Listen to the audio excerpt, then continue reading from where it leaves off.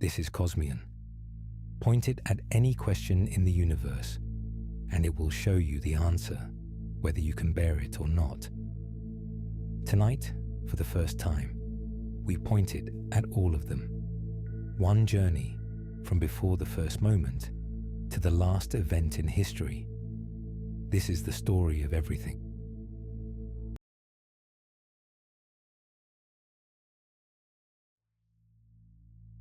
This is Cosmion.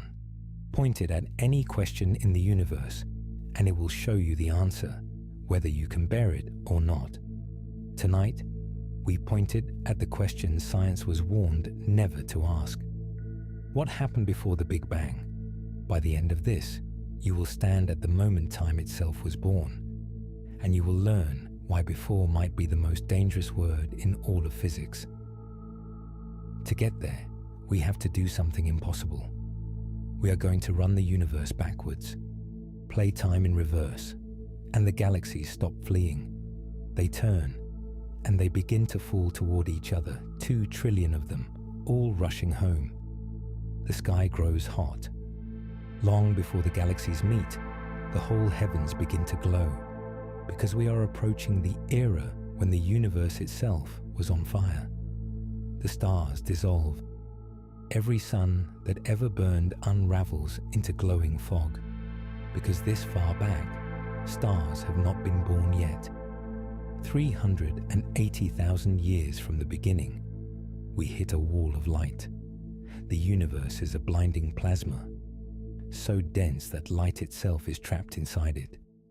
Beyond this, no telescope can ever see, but the lens keeps going.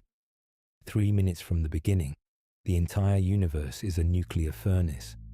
Atoms cannot exist here. Matter itself is still being invented. 1 second. The universe is hotter than the core of any star that will ever exist, and it fits inside a sphere smaller than our solar system, a trillionth of a second. And here, the universe does something obscene. It doubles, and doubles again. Space itself inflating faster than light, from smaller than an atom to the size of a galaxy, in less time than light takes to cross a proton. And then we hit it, the Planck time, the wall at the bottom of time itself. If you watched our journey into the smallest thing in the universe, you have seen this wall before. It guards the smallest place. It also guards the first moment. Behind this wall, our physics does not just struggle, it dies. The equations that survived black holes and quantum foam output pure nonsense here. Infinite temperature, infinite density, infinite everything. So, what was before? The lens shows us 4 possible worlds. Take a breath, because at least one of them is true. World 1. Before the Big Bang, there was nothing. No matter, no space, no time. But in quantum physics, nothing is unstable. Empty vacuum can spontaneously spark. Our entire universe may be a fluctuation, a bubble of something that boiled out of nothing, for no reason at all. World 2. The Big Bang was not special. Big Bangs happen constantly, forever, like fireworks in an endless dark. Each one births its own universe with its own laws. We are one bubble in an infinite foam of universes, and no bubble can ever see another. World 3. Before our universe, there was another one. It grew old, it collapsed in on itself, and at the moment of total destruction, it bounced. Our Big Bang was its death. The universe may breathe in and out forever. You are living in one exhale. And World 4, the one Stephen Hawking believed. There is no before. Time itself began at the Big Bang. Asking what came before the Big Bang is like standing at the North Pole and asking which way is north. The question does not have an answer because the question is broken. Which world is true? Here is the honest answer. We may never know. The Planck wall hides the evidence. But we are trying. Scientists are hunting for scars in the oldest light, bruises where other universes may have collided with ours. And whatever the answer turns out to be, one fact survives every version. 13.8 billion years ago, something turned nothing into everything. It made the galaxies, it made the stars, it made the iron in your blood and the calcium in your bones. Whatever lit that first spark, it built you. And that leaves the obvious question. A universe born from a single spark went on to build 2 trillion galaxies. So did it build anyone else? Is something, somewhere, pointing its own lens back at us?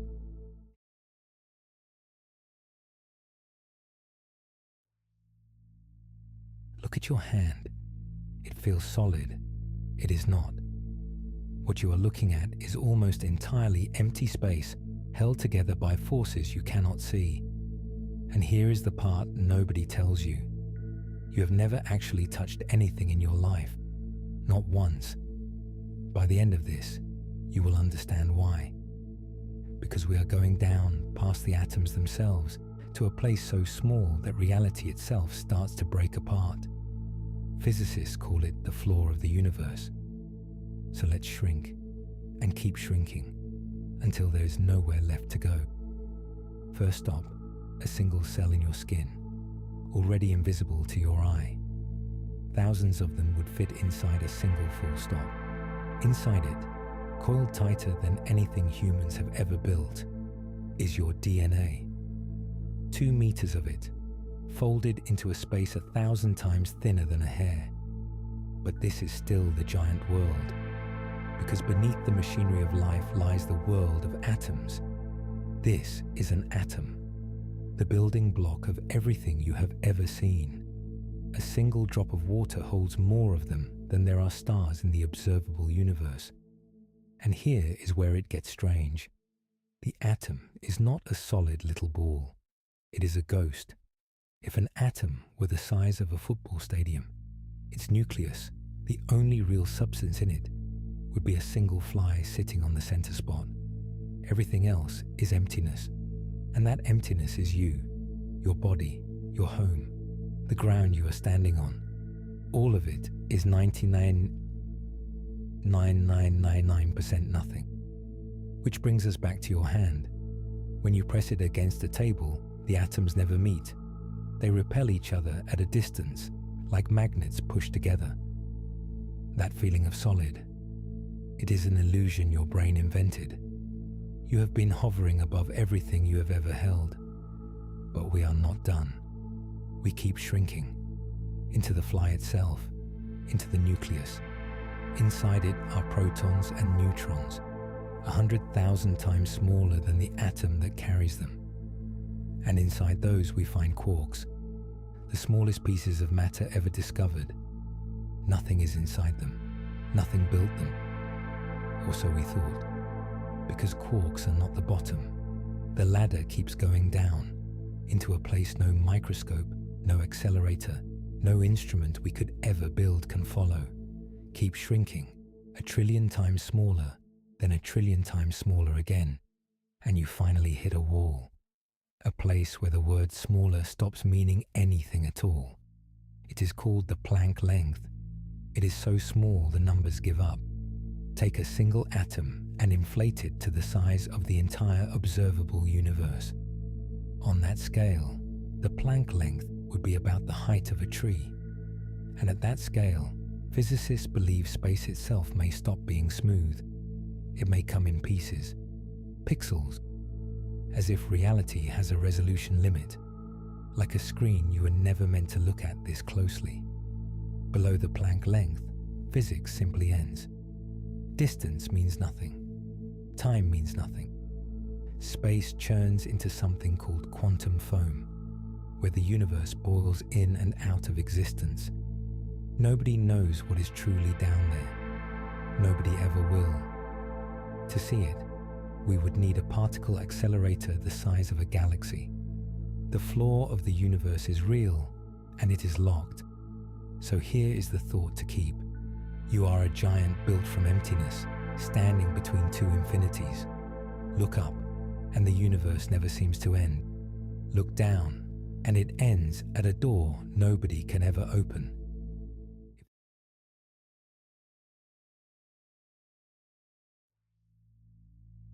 Right now, you are standing on a tiny rock, spinning around a ball of fire so vast it could swallow 1,000,000 Earths whole. That alone should unsettle you. But here is the part that should keep you up at night. Our sun is one of the smallest stars in the sky. By the end of this, it is going to look like a single grain of sand, because somewhere out there burns a star so enormous it should not be able to exist. So let's climb and watch what happens to your sense of scale on the way up. This is Sirius, the brightest star in our night sky. Already almost twice the width of the sun. Bright, yes, but still ordinary. Rigel, around 70 times wider than our star. Watch the sun now. It is already just a dot. And these are still the calm ones. The real monsters are further out. This is Betelgeuse, a dying red supergiant. Drop it where our sun sits, and it does not warm the Earth. It erases it. Its surface would swallow Mercury, Venus, Earth, and Mars. Every world you have ever known, gone, inside a single star. And Betelgeuse is unstable. It could tear itself apart tomorrow, or long after you are gone. When it does, it will burn bright enough to see in daylight. But it is not the biggest, not even close.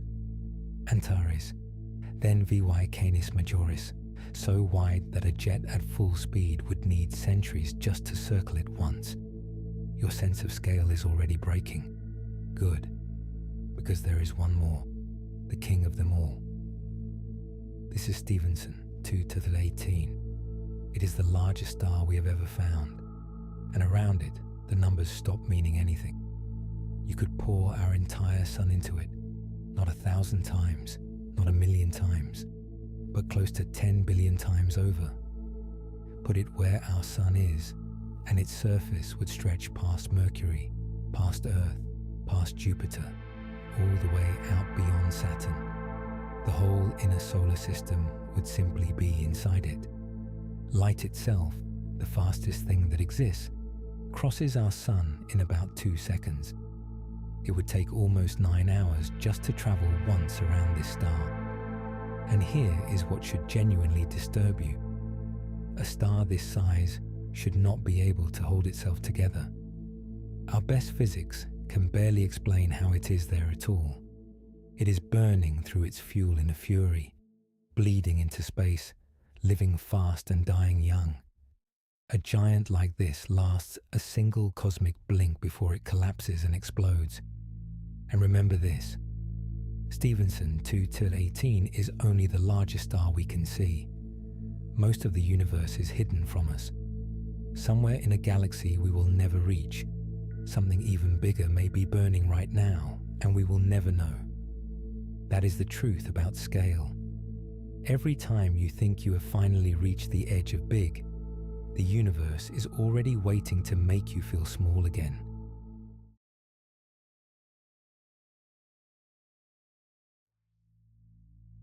I'm going to kill you.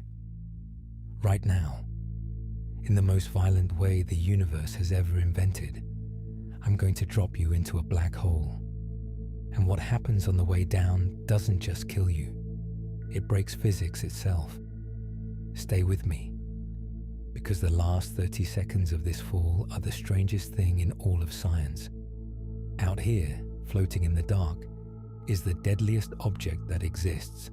So heavy that not even light is fast enough to escape it. Get close, and there's no rescue, no radio call, no turning back. So let's do the one thing no human could ever survive. Let's fall in. At first, nothing. You drift toward it, weightless, peaceful even. And then the sky in front of you starts to bend. The stars smear and curve, because the black hole is warping the light around it, like a lens made of pure gravity. It looks like a hole punched out of the universe, wrapped in fire. But here's where it gets strange. Time itself starts to break. To someone watching from a safe distance, you slow down, you freeze, you hang at the edge, glowing red, fading. and you never quite fall in. But from where you are, nothing feels wrong. You're still falling. Faster than ever, you cross the line, the event horizon. And behind you, the entire universe seals shut. There's no direction that leads back out anymore. Every way you can move now points deeper in.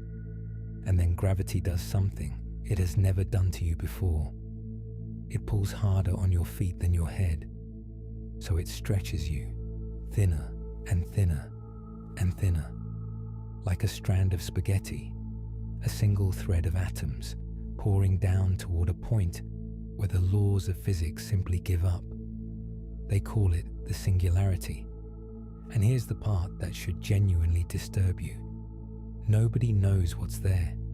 Not one scientist alive can tell you. Because in the entire history of the universe, nothing has ever fallen in and come back to say, maybe it's the end of everything. Or maybe, just maybe, it's a door to somewhere else.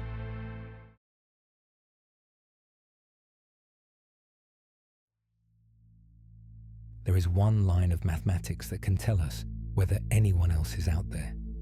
Tonight, you and I are going to solve it, number by number, and I will warn you now. There are two possible answers, and both of them should scare you. In 1961, an astronomer named Frank Drake stood at a blackboard and wrote down 7 numbers. Multiplied together, they give you n, the number of alien civilizations in our galaxy, trying to speak to us right now. 7 numbers. That is all that stands between you and the biggest answer in existence. So let's fill them in. Number 1. How many new stars does our galaxy make each year? We know this one. About 2. Number 2. How many of those stars have planets? When Drake guessed, he said maybe half. Then we launched the Kepler telescope and actually counted. The answer is all of them. Essentially, every star you have ever seen has planets. Every single point of light in the night sky is a solar system. Number 3. How many of those planets could hold life? Not too hot, not too cold, liquid water. The latest estimate is about 1 habitable world for every 3 stars. In our galaxy alone, that is 300 million Earths waiting. Stop and feel that for a second. 300 million worlds in one galaxy, sitting at the right distance with the right conditions. The universe has laid the table. But now the maths walks off a cliff. Number 4. On a perfect world, what are the chances life actually begins? Dead chemistry waking up. We only know it happened once. Here's the strange part. On Earth, life appeared almost the instant the planet cooled, as if it was easy, as if it was inevitable, or we are the luckiest accident of all time. Nobody knows. This number could be 1. It could be 1 in a billion. Number 5 is worse. Given life, what are the odds it becomes intelligent? The dinosaurs ruled this planet for 165 million years. They never built a single radio telescope. Intelligence took almost 4 billion years to show up here. It might not be the destination of evolution. It might be a freak. Number 6. Would they even broadcast? Would they build machines that shout into the dark like we do? Call it 1 in 10. And the final number, the one that decides everything. How long does a loud civilization survive? We have been broadcasting for barely 100 years, and in that same 100 years, we built weapons that could end us in an afternoon. Maybe civilizations last 10 million years. Maybe they last a moment. So let's run it. First, the pessimist's universe. Life is rare. Intelligence is a fluke. Civilizations burn out fast. The equation says there is nobody. Not one other voice in the entire Milky Way. 100 billion stars of silence, and us. Now the optimist's universe. Life starts easily, some of it thinks, and civilizations learn to survive. 12,000. 12,000 civilizations sharing our galaxy right now. Some of them older than our species. Some of them perhaps already aware of us. And remember, the Milky Way is one galaxy among 2 trillion. Even in the bleakest version of the maths, where a civilization is a 1 in a galaxy miracle, the universe would still hold billions of them. So here is what the equation really tells us. Either the sky above you is crowded with minds we have not met, or you are living inside the rarest event in the history of everything.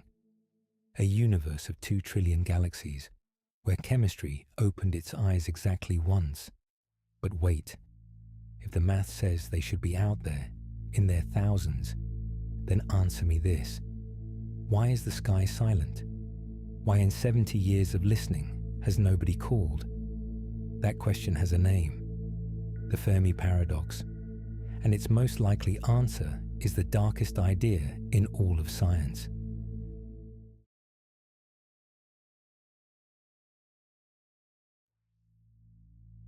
This is Cosmion.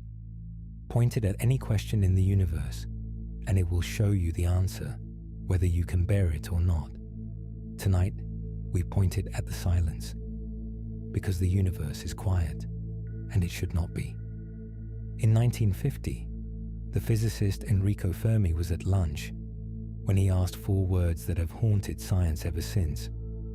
Where is everybody? Last time we did the maths. Even cautious numbers put thousands of civilizations in our galaxy. The universe has had every chance to fill itself with voices, and it gets worse. Our galaxy is 13 billion years old. A civilization just 1 million years older than us, a blink, could have spread to every star in it by now. They have had thousands of blinks. The galaxy should be full, crowded, loud. So we built great ears and pointed them at the sky, and for 70 years we have listened. Nothing, not one signal, not one whisper. This is the Fermi paradox, and it has answers. I will warn you now, they get darker as we go. Answer 1. We are first. Someone has to be. Maybe the universe needed 13 billion years to grow its first mind, and that mind is us. Every empire begins somewhere. Answer 2. We are rare. Maybe life is easy, but minds are not. The dinosaurs had 165 million years, and they never built so much as a wheel. But there is a third answer, the one that keeps scientists awake at night. It is called the Great Filter. Somewhere between dead chemistry and a civilization that conquers the stars, there is a wall, a step so improbable or so lethal that almost nothing gets past it. That is why the sky is silent. Almost everyone dies. And the only question that matters is this: is the filter behind us or ahead of us? If it is behind us, we are the miracle. Maybe the filter was life itself beginning, and we are the 1 in a trillion fluke. The silence would mean we are alone and safe. But if it is ahead of us, then every civilization climbs to roughly where we stand now. They split the atom. They build machines that think. They warm their worlds. And then, always, something ends them. Which is why scientists say something you will not expect. Pray we find nothing on Mars. Every fossil we ever dig up out there would be evidence that life is common, and that the filter is not behind us. It is waiting. Read that again. The most hopeful discovery in history, alien life, might be the worst news humanity could ever receive. But there is one more answer. Darker still. What if they are out there, in their thousands, and the silence is deliberate? It is called the dark forest. Picture the universe as a forest at night, full of hunters. No one knows who else is out there or what they want, and no one can afford to find out. So every civilization that survives learns the same rule.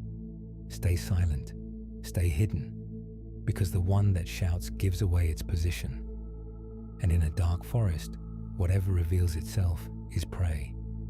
If that is true, the silence above your head is not emptiness. It is discipline. Thousands of civilizations all holding their breath, all watching. And here is the part that should genuinely frighten you. We did not stay silent. We have been shouting into the forest for 100 years. Every broadcast we have ever made is racing outward at the speed of light, a bubble of noise now 200 light years wide. It cannot be recalled. We even sent maps. The Voyager probes are drifting out into the dark right now, carrying golden records with directions to Earth, addressed to whoever finds them. So which is it? Are we the first? Are we the fluke? Is the filter waiting ahead? Or is the forest full and watching and holding its breath? Tell me which one you believe in the comments. I read every answer.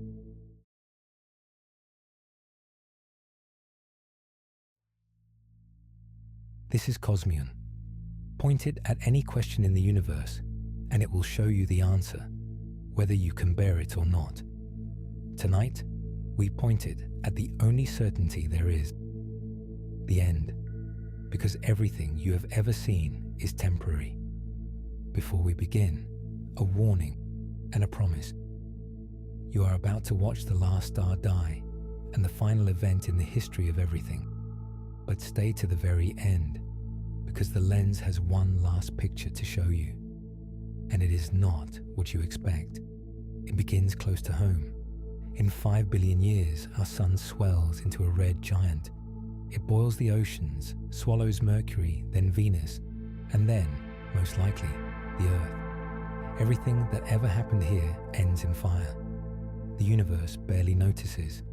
Stars die and are born in their millions every day, for now, because the universe is running out of gas. Every newborn star spends fuel that the cosmos can never replace. Star formation is already slowing. 100 trillion years from now, the last star that will ever exist is born. A small, patient red dwarf. And when it finally gutters out, that is it. Night, forever. What remains is a universe of corpses. White dwarfs cooling slowly into black. Neutron stars, black holes, tombstones drifting in the dark. Even the galaxies dissolve. Over immense ages, the dead stars are flung out into the void, or swallowed by the giant black holes waiting at the center.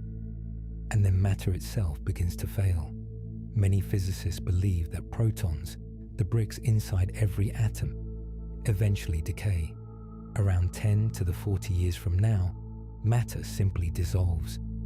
Every atom that was ever you, ever Earth, ever anything at all, unravels into faint light and drifting dust. Now the universe belongs to the black holes, the black hole era.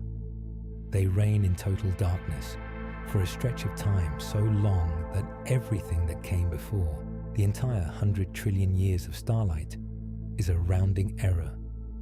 But even black holes die. They leak.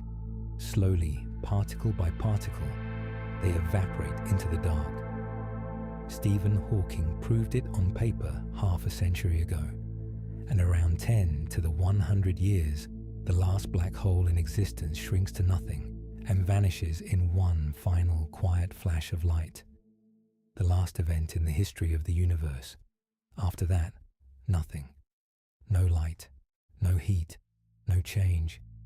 Just stray particles drifting further and further apart, forever. Physicists call it the heat death of the universe. Nothing can ever happen again.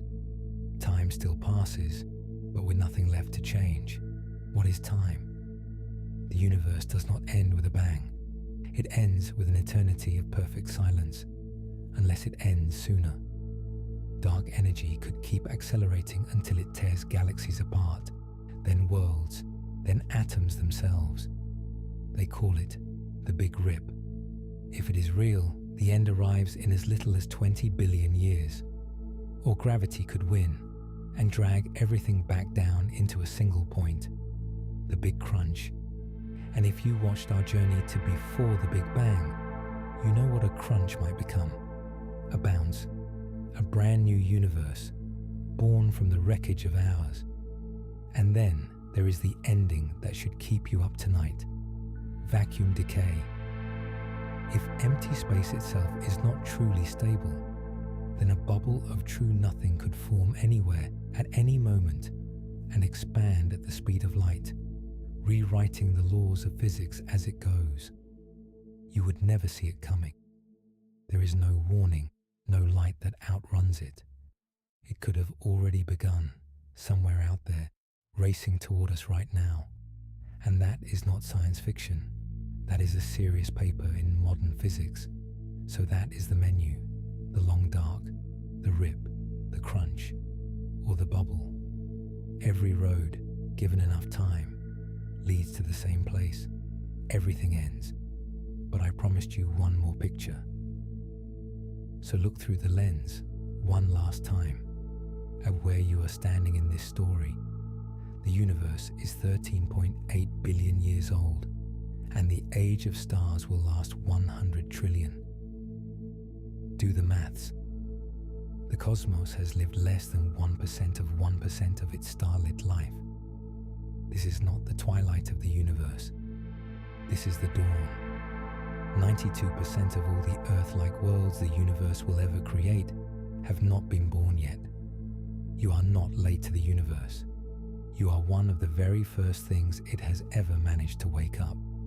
Every sunrise you will ever watch happens in the universe's first morning. The stars above you tonight are the opening lines of a story that has barely begun, and you are here for it. And that is the story of everything, from a universe with no before to a sky that will one day hold its last light, and you watched it all from a small blue rock that exists for one bright moment in between. If the lens changed the way the sky looks to you, subscribe, and tell me in the comments where it should look next.